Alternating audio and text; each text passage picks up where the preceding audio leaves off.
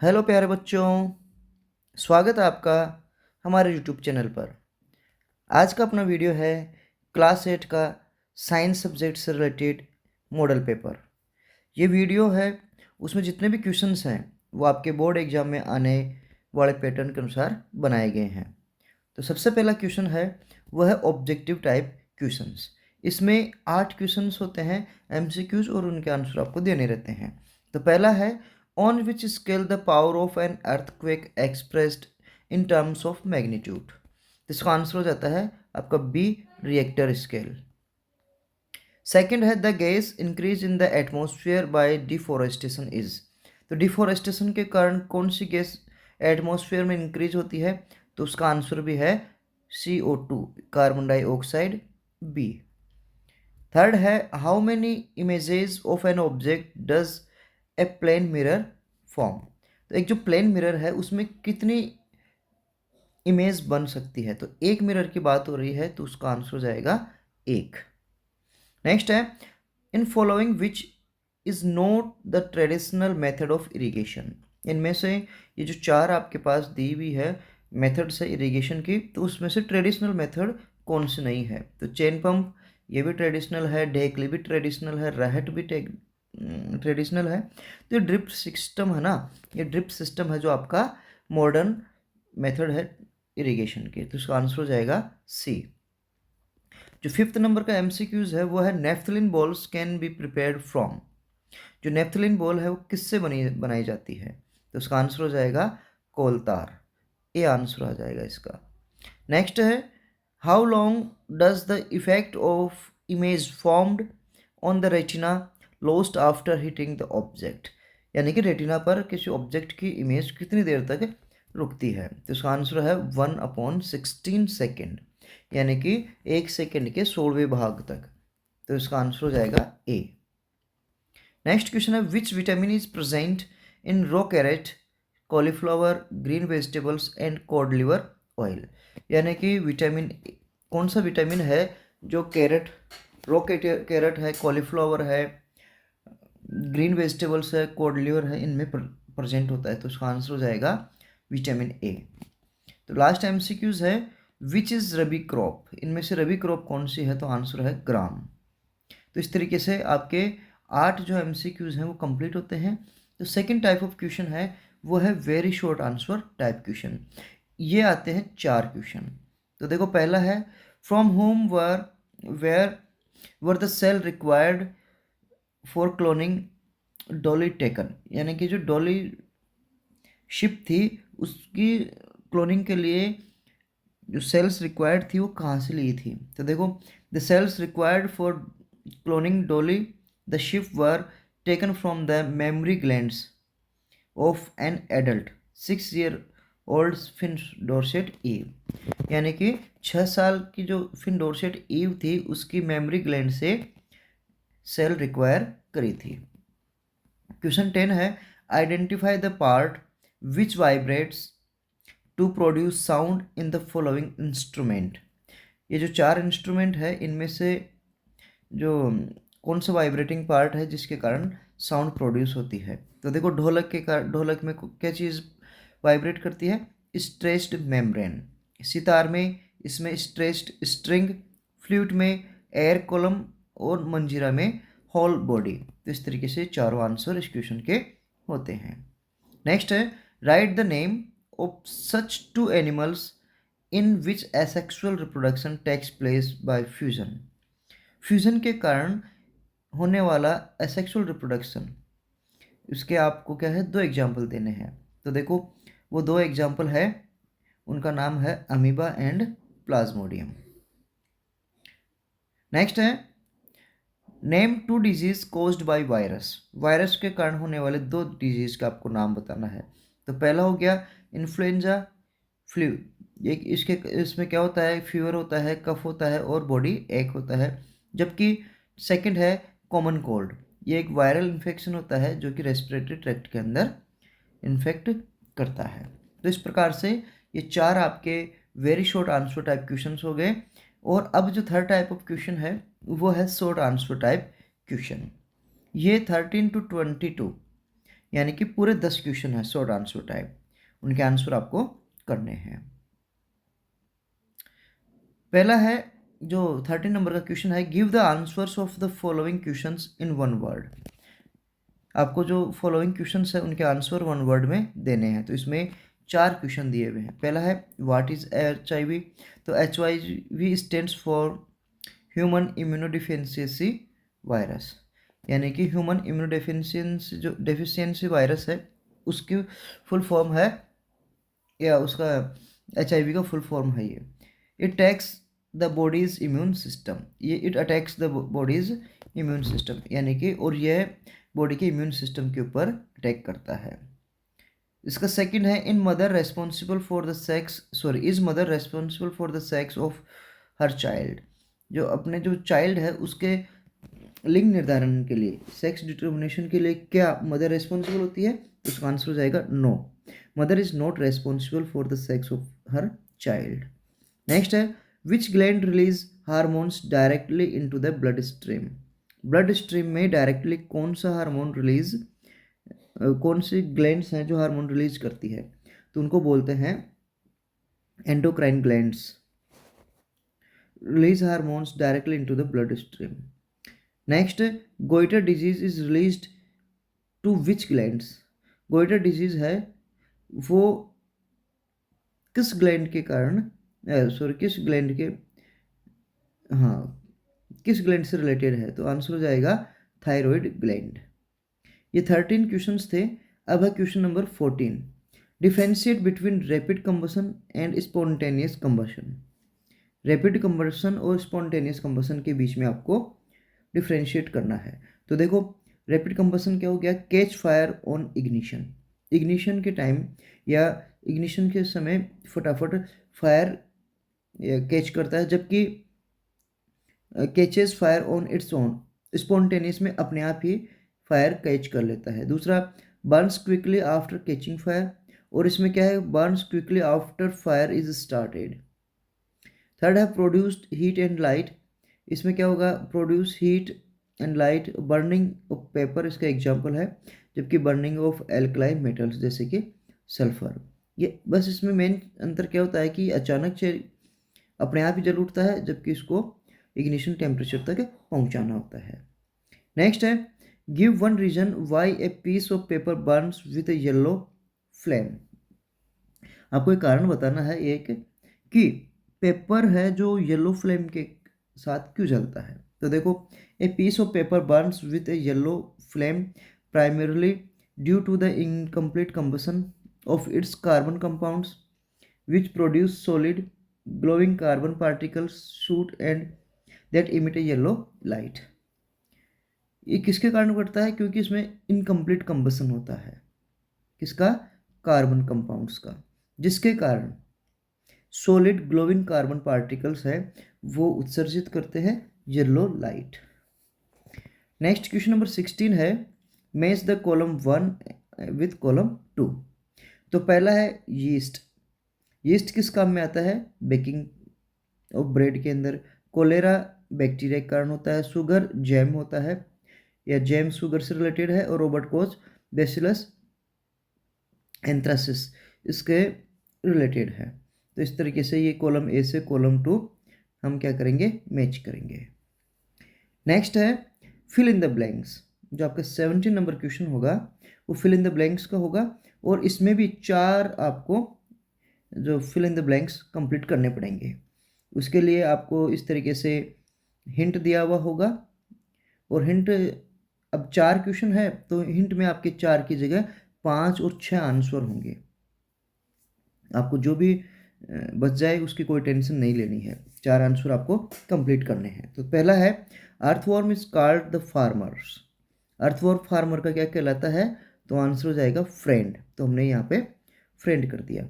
फिर है NPK is a, NPK क्या है? तो NPK एक प्रकार का मिक्स्ड फर्टिलाइजर होता है। नेक्स्ट है unwanted plants growing along with the crop in the field are called. तो ऐसे प्लांट्स जो क्रॉप्स के साथ फील्ड के अंदर अपने आप ही उग जाते हैं तो उन्हें क्या कहते हैं? तो उन्हें कहते हैं हम वीड्स। नेक्स्ट इसका जो 4th नंबर क्वेश्चन है वो क्या कह रहा है, the process of loosening and turning of the soil is called. Soil को लूजन करना और टर्न करना, इस प्रोसेस को क्या बोलते हैं? तो इस प्रोसेस को प्लगिंग कहा जाता है। इस तरीके से 17 नंबर का क्वेश्चन कंप्लीट होता है। अब एक क्वेश्चन आएगा, वो आएगा ट्रू फॉल्स रिलेटेड, और इसमें भी वैसे ही 4 आपके ट्रू फॉल्स होंगे जो आपको कंप्लीट करना है। तो पहला है, a force has only direction and not the magnitude. एक फोर्स जिसमें केवल डायरेक्शन होता है और मैग्नीट्यूड नहीं होता है, तो उसे क्या कहते हैं? तो क्या इसका आंसर हो जाएगा क्या? ये ट्रू होगा, फॉल्स होगा? नहीं, ये होगा फॉल्स। क्यों? क्योंकि उसमें डायरेक्शन भी होता है फोर्स के अंदर और उसका मैग्नीट्यूड भी होता है। नेक्स्ट है, one charge object attracts an uncharge object. True. एक चार्ज ऑब्जेक्ट है वो अनचार्ज ऑब्जेक्ट को अट्रैक्ट करता है। The force applied by the archer to pull the bow is an example of electric force. तो आंसर हो जाएगा फॉल्स, क्योंकि उसमें इलेक्ट्रिक फोर्स नहीं लगता है। जब भी एक आर्चर है बो के खींचता है तो उसमें इलेक्ट्रिक फोर्स नहीं लगता, उसमें लगता है मस्कुलर फोर्स। नेक्स्ट है, the more north pole of the magnet attract the north pole of another magnet. तो आंसर हो जाएगा फॉल्स, क्योंकि जो सेम पोल्स होते हैं वो एक दूसरे को अट्रैक्ट नहीं करते, रिपेल करते हैं। तो इस प्रकार से 18 number question true false complete होता है। अब है question number 19, explain how deforestation lead to reduce rainfall. Answer है, deforestation reduce rainfall primarily by disturbing the water cycle and decreasing atmospheric moisture. Trees release water vapor into the atmosphere through transpiration, which is essential for cloud formation। यानी कि जो deforestation है वो rainfall को reduce करता है। कैसे? और वाटर साइकिल को डिस्टर्ब करेगा, और जो एटमॉस्फेयर का जो मॉइस्चर है वो डिक्रीज हो जाएगा। तो इस डिफोरेस्टेशन के कारण 3 चीज़ तो ये हो ही गई। अब देखो ये सारी चीज़ें क्यों होती है? क्यों? क्योंकि जो ट्रीज़ हैं वो वाटर वेपर रिलीज़ करते हैं एटमॉस्फेयर के अंदर, जिसके और ये जो वाटर वेपर रिलीज़ करेंगे तो कौन सी प्रोसेस के कारण करेंगे? वो होगी ट्रांसपिरेशन। और जो ट्रांसपिरेशन के कारण जो वाटर वेपर जाएगी, ये वाटर वेपर वापस ऊपर जाके कंडेंसेट होकर क्या बनाती है? क्लाउड। तो इस प्रकार से पूरा का पूरा जो प्रोसेस है वो इस डिफोरेस्टेशन से इस रेनफॉल रिड्यूस हो जाती है। क्वेश्चन नंबर 20 है, time period of the turning fork is 1/40 second, find the frequency of the turning fork. देखो टाइम पीरियड कितना दिया हुआ है? 40 सेकेंड। तो आपको उसकी फ्रीक्वेंसी निकालनी है। तो फ्रीक्वेंसी एफ है ना एक वाइब्रेटिंग ऑब्जेक्ट की, ये रेसिप्रोकल होती है किसकी? टाइम पीरियड की, यानी कि F is equal to 1/t। अब यहाँ हम देखेंगे कि यहाँ एफ दिया हुआ है क्या? 40 सेकेंड। सॉरी, एफ अपने को निकालना है, टी अपने पास 40 सेकेंड है।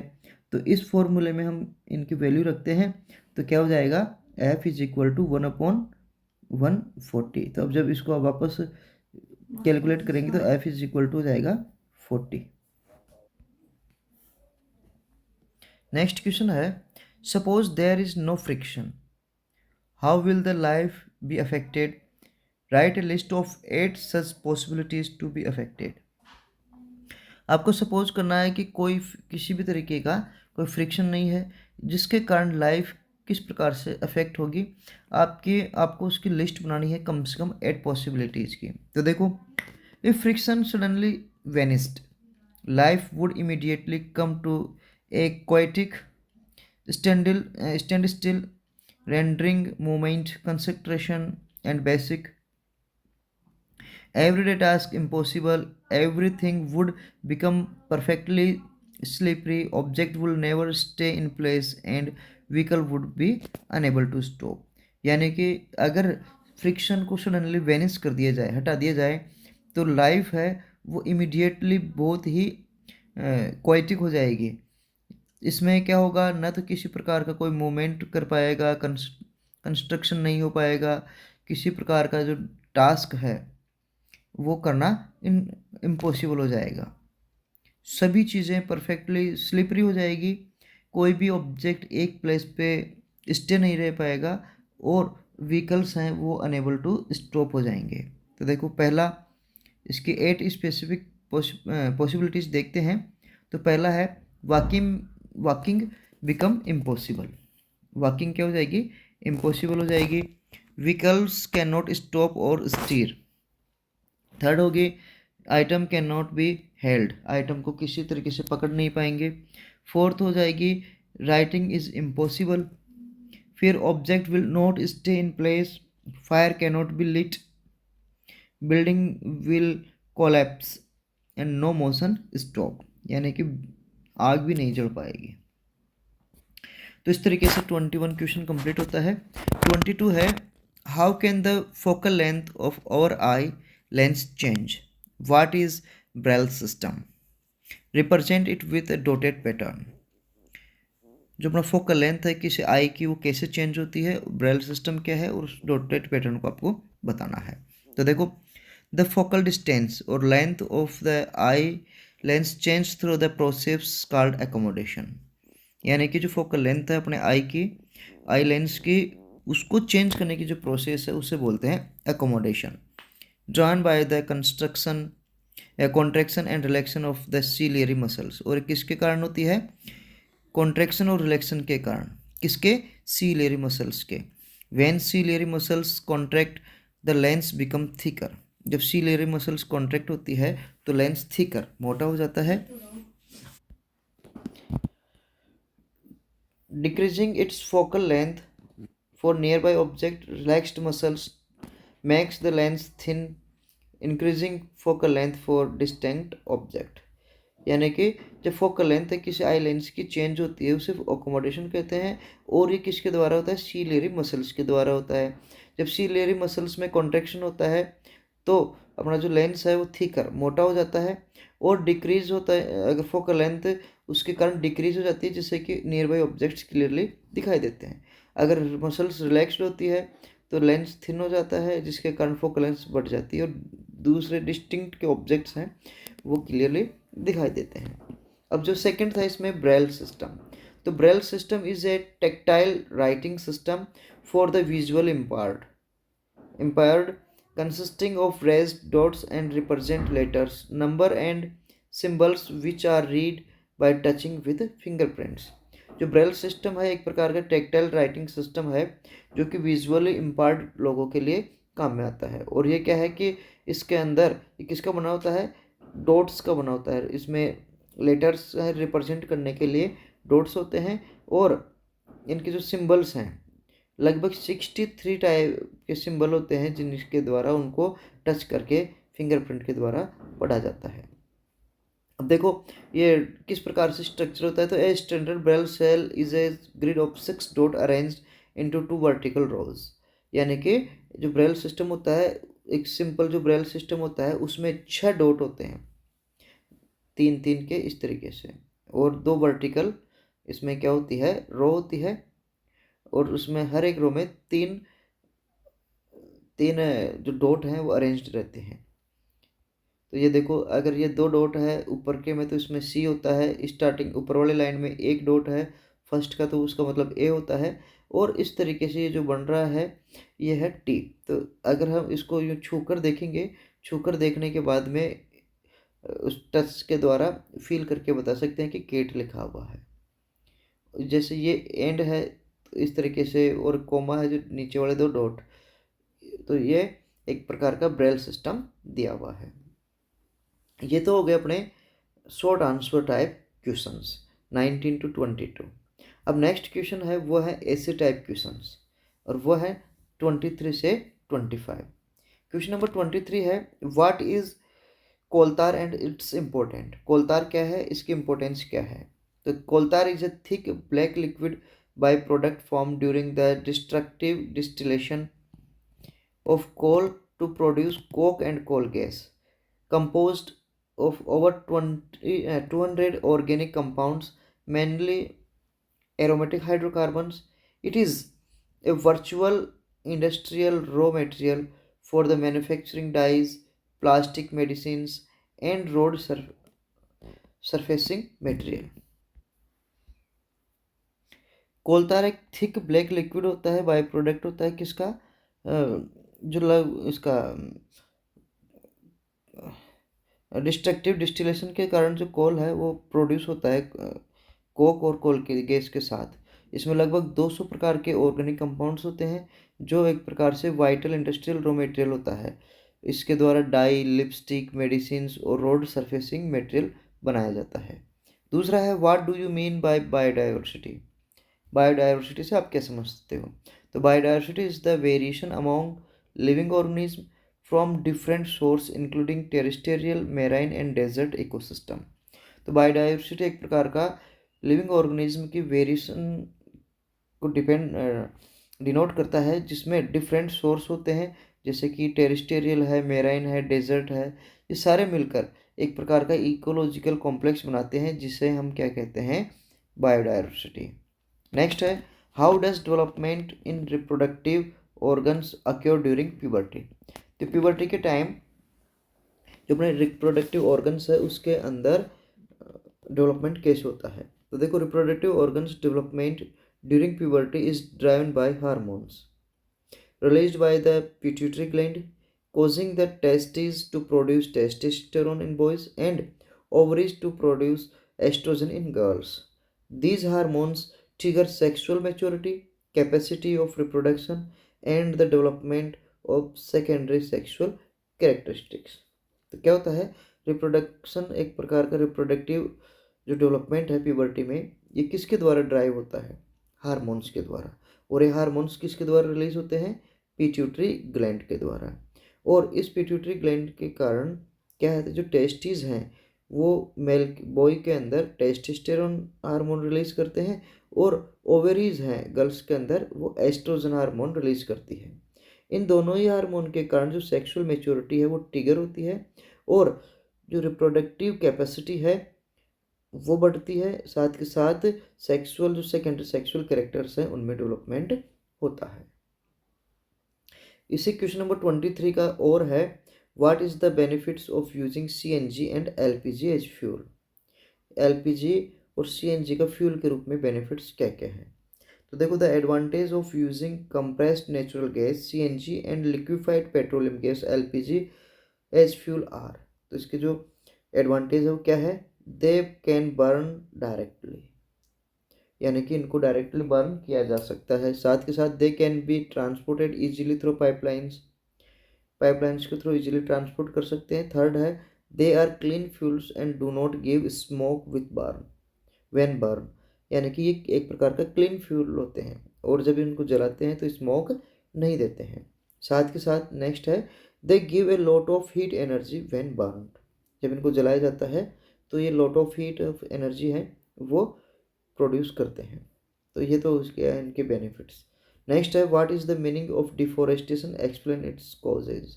तो deforestation is the large scale permanent removal of the trees and cleaning of the forest land for human activities like agriculture, urbanization and industries.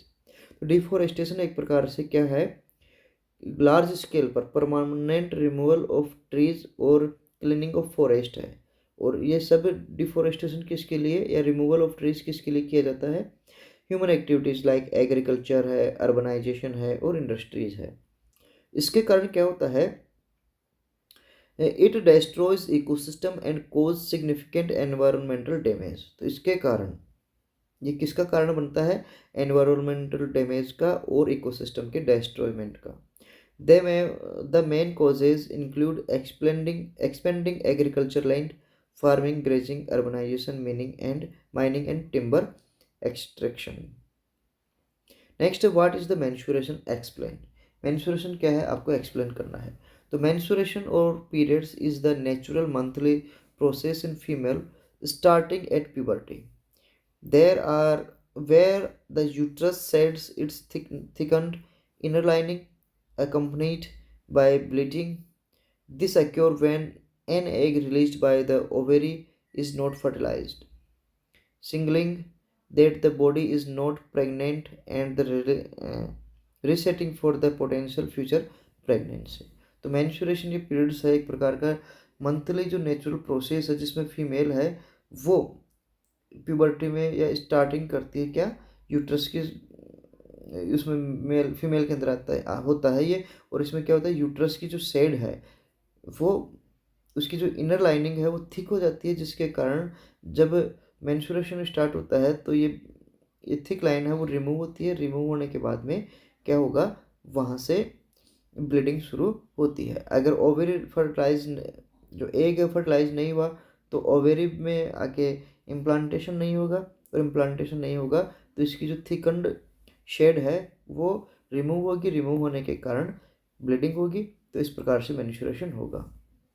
Next है question number 24, how is a tester produce by magnetic effect of electricity. जो tester है वो magnetic effect of electricity कैसे produce करता है। तो देखो, electric current produce magnetic effect when free ends of the tester are dipped in the solution. The solution conduct electricity as it is good conductor of electricity, so the circuit is not complete, is now complete. Hence electricity passes through the wire, causing deflection of the magnetic needle of a compass. Electric current है वो magnetic effect produce करती है जब इसके दोनों free and है एक solution में डिप किए जाते हैं, तो सॉल्यूशन इलेक्ट्रिसिटी कंडक्ट होगी, तो गुड कंडक्टर है तो इलेक्ट्रिसिटी कंडक्ट होगी, और जिसके कारण सर्किट कंप्लीट होगा। सर्किट कंप्लीट होने के कारण वायर के अंदर जो उसमें रैप्ड किया होता है उसके नीडल के अंदर डिफ्लेक्शन आता है। नेक्स्ट है what is force, give difference between connect and contact and non contact force. Force क्या है, कॉन्टैक्ट और नॉन कॉन्टैक्ट फोर्स के बीच में डिफरेंस आपको देना है। तो force is a push or pull upon an object resulting from its interaction with another object, capable of changing in an object's state of motion, speed or direction. It is a vector quantity defined by F is equal to ma, where F is force, m is mass and a is acceleration. इनके बीच में difference है, जैसे contact force और non contact force. तो physical touch contact force के लिए required है, non contact force के लिए रिक्वायर्ड नहीं है। एक्शन क्या होता है, डायरेक्ट इंटरेक्शन होता है, इसमें डिस्टेंस इंटरेक्शन होता है। जैसे कि एग्जांपल है पुशिंग ए कार और फ्रिक्शन, और इसका एग्जांपल है ग्रेविटी है और मैग्नेट्स हैं। मैकेनिज्म क्या होता है, सरफेस इंटरेक्शन होता है, और इसमें फील्ड इंटरेक्शन होता है। तो इस प्रकार से फोर्स और उसके बीच में डिफरेंस आपके सामने है। नेक्स्ट क्वेश्चन है what do you understand by good conductor और बैड कंडक्टर या इंसुलेटर और of electricity. Show how distil water can be made conducting. तो देखो, good conductor are materials such as metals copper silver iron gold that allow electric current to flow freely due to the mobile electrons.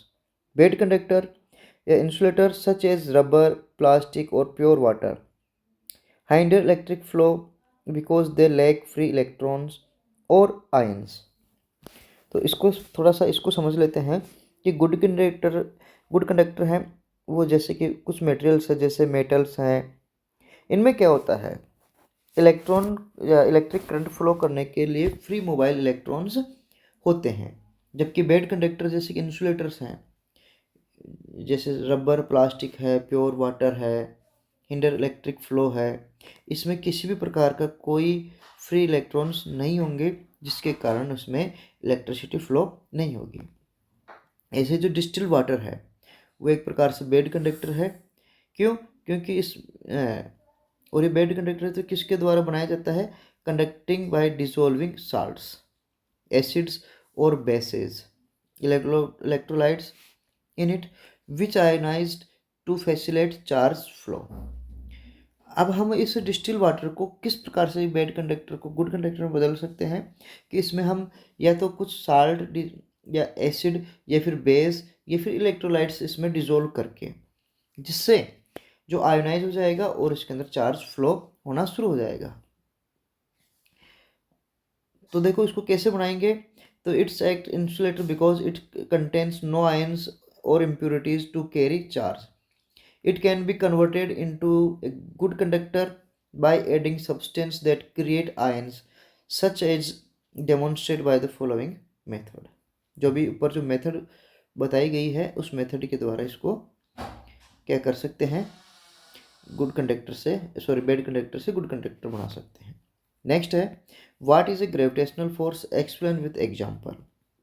देखो gravitational force is a non contact universal force of attraction acting between any two objects with mass pulling them towards each other.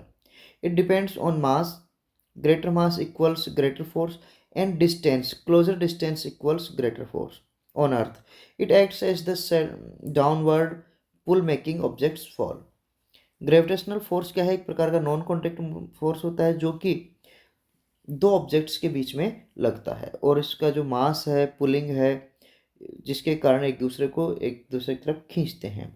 और ये किसके ऊपर depend करता है, मास की तरफ, मास पे डिपेंड करेगा, यानी कि ग्रेटर मास है उसका फोर्स भी ग्रेटर होगा, और उसके डिस्टेंस के ऊपर डिपेंड करता है, यानी कि अगर क्लोजर डिस्टेंस पे है तो उसके ऊपर लगने वाला फोर्स भी ज़्यादा होगा।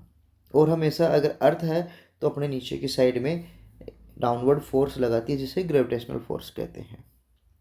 लास्ट क्वेश्चन इस वीडियो का वो है 25, draw a level diagram of embryo embedded in the uterus. तो आपको यूट्रस के अंदर जो एम्ब्रियो है एम्बेडेड, उसका आपको डायग्राम बनाना है। तो ये देखो, ये प्लेसेंटा है, इस प्लेसेंटा ये यूट्रस है और इसके अंदर एम्बेडेड कार्ड है, सर्विक्स है और ये विजाइना है। तो इस प्रकार से आपको फिगर उसमें आपके बुक के अंदर अगर आपके क्वेश्चंस आते हैं तो इसको आंसर इस तरीके से कंप्लीट करना है। नेक्स्ट है how is the magnitude of force measured using spring balance.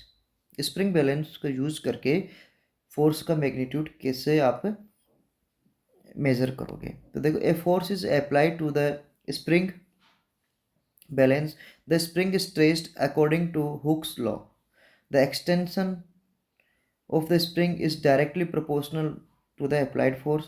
The amount of stress is shown by a pointer on the calibrate scale, which gives the value of the force usually in newtons. So the magnitude of force is determined by the reading of the reading the scale corresponding to the spring extension.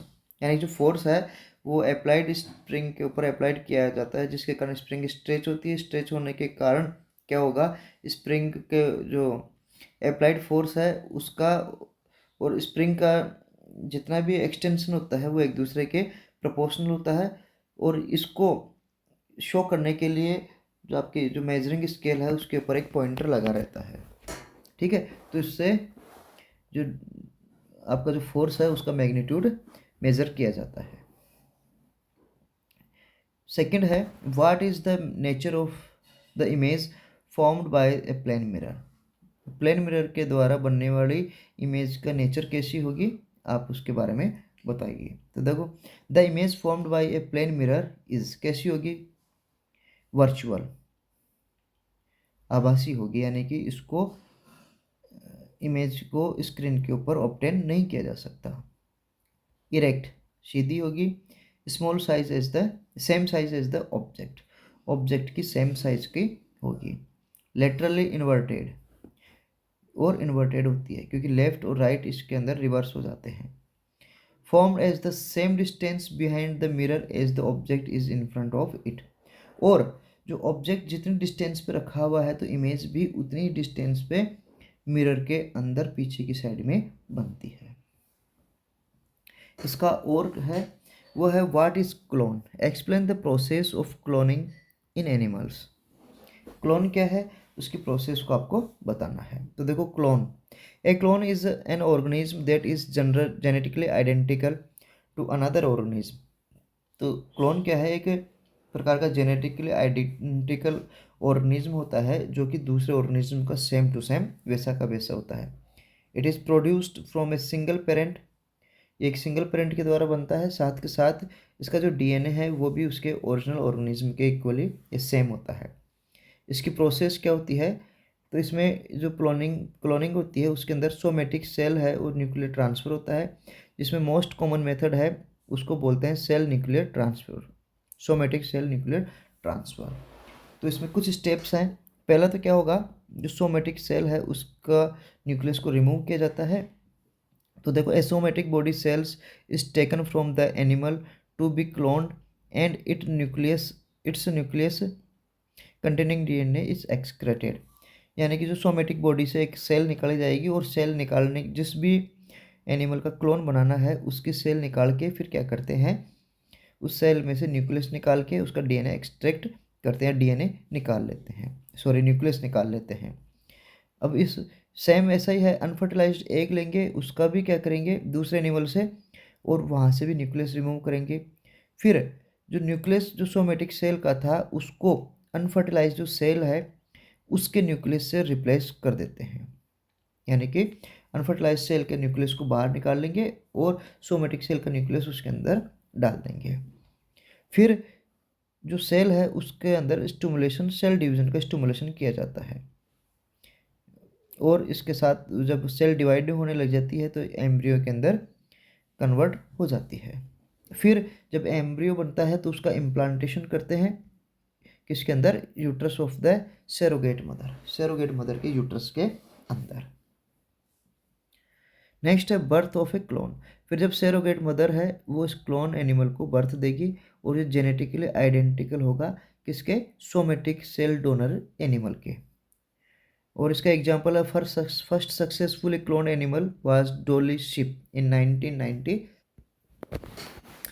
Second है, you spill a bucket of soapy water on a marble floor accidentally. Would it make it easier or more difficult for you to walk on the floor? Why? अगर आपके पास क्या है, एक bucket है पानी की, सोपी वाटर की, जो मार्बल के ऊपर एक्सीडेंटली आपके पास स्पिल बिखर जाती है, तो बताओ उस मार्बल पे आपका चलना इजी होगा या डिफ़िकल्ट होगा, और क्यों होगा? तो देखो, it would be more difficult to walk on the marble floor. Marble floor के ऊपर चलना अब और ज़्यादा डिफ़िकल्ट हो जाएगा। क्यों? रीज़न क्या है? रीज़न है, soapy water reduce the friction between your feet and the marble floor. This less friction your feet can slip easily making it harder and unsafe to walk. यानी कि जो सोपी वाटर है वो फ्रिक्शन को, जो आपके फ्रिक्शन है उसको क्या कर देगा, रिड्यूस कर देगा, जिसके कारण आपके पैर और मार्बल जो उसमें फ्रिक्शन कम होगा, इससे आसानी से स्लिप हो जाएंगे और चलना हार्डर और अनसेफ हो जाएगा। फिर नेक्स्ट है, राइट द यूज ऑफ क्लेडास्कोप।